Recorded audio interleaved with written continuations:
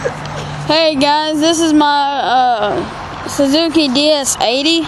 It's a 1995. I got it for $400. So I'm pretty excited about it. I've only had it for 2 days now.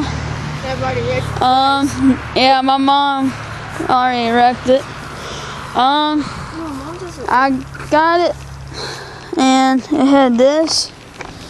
And I'm gonna start up here for a second. Here, let me hold that for you right now. Here.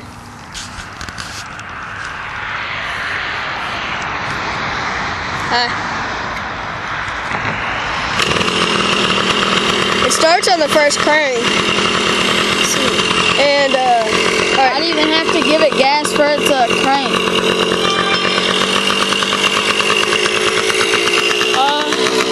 I did a wheelie, and I tried to pop it up and did a wheelie, and the exhaust pipe bit. So that wasn't too smart.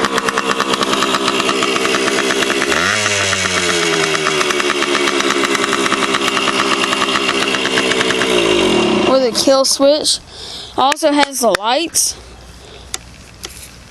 which don't really work right now, but if you think anything's wrong with it, please respond and give me your opinion.